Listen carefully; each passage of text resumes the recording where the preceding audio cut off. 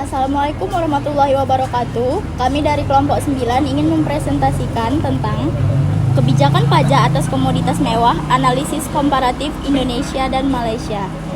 Dengan saya sendiri, Celia Almira Ritonga, dengan NIM 2305021126. Saya Rifki Chandra Dermawan Ritonga dengan NIM 2305020077. Saya Johandi Rafael dengan NIM 2305021118. Saya Ferdan Syaraat dengan NIM 2305021176. Selanjutnya, materi akan dilanjutkan dengan saya sendiri. Studi ini berfokus pada 3 komoditas mewah, yaitu kaviar, kulit buaya, dan juga berlian, serta bagaimana kedua negara mengatur perpajakan atas komoditas tersebut. Indonesia dan Malaysia adalah 2 negara di Asia Tenggara yang memiliki potensi besar dalam perdagangan barang mewah. Namun, keduanya menerapkan sistem perpajakan yang berbeda. Indonesia menggunakan sistem multi pajak yang mencakup PPN, PPH, bea masuk atau keluar, dan pajak daerah. Sedangkan Malaysia menerapkan sistem Sales and Service Tax atau SST, serta bea cukai dan cukai barang mewah sejak menghapus GST pada tahun 2018. Tujuan dari studi ini adalah untuk membandingkan kebijakan pajak yang diterapkan di kedua negara, serta dampaknya terhadap formalitas pasar dan daya saing komoditas mewah. Selanjutnya akan dibawakan oleh teman saya. Untuk metodologi penelitian yang menggunakan pendekatan deskriptif komparatif, di mana kami membandingkan struktur kebijakan fiskal kedua negara terhadap komoditas mewah yang telah disebutkan sebelumnya.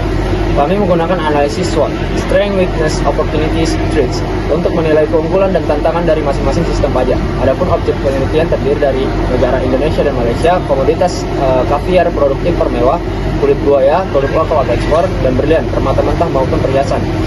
Sumber data yang digunakan yaitu kami melakukan observasi langsung dengan mewawancarai orang-orang di sekitar dan data sekunder yang diperoleh dari Kementerian Keuangan Republik Indonesia, Direktorat Jenderal Bea Cukai, Royal Malaysian Custom, UN Trade, CITES, serta asosiasi industri terkait seperti The World Diamond Council.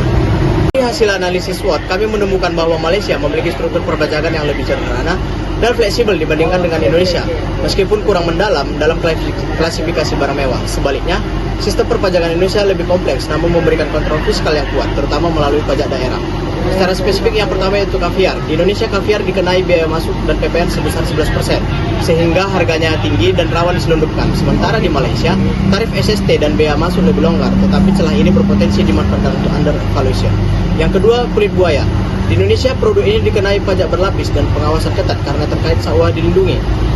Malaysia memiliki industri peternakan buaya yang lebih legal dan dikenakan SST 10% serta bea ekspor sesuai jenis produk.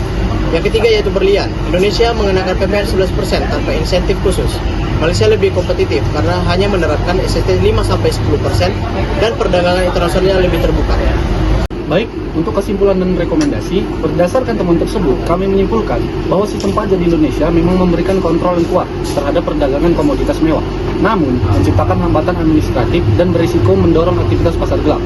Sementara itu, Malaysia memiliki pendekatan yang lebih terbuka dan fleksibel, cocok untuk mendorong perdagangan internasional, meskipun masih perlu penyempurnaan dalam klasifikasi barang mewah. Adapun beberapa rekomendasi kebijakan untuk Indonesia antara lain. Yang pertama, melakukan reformasi tarif pajak barang mewah dengan klasifikasi yang lebih proporsional dan berdasarkan nilai dan jenis barang. Yang kedua, menyederhanakan sistem pajak untuk kaviar dan berlian agar mengurangi insentif untuk penyelundupan. Dan yang ketiga, memberikan insentif fiskal bagi industri kulit buaya yang legal dan bersertifikat guna mendorong ekspor yang berkelanjutan dan formal. Sekian.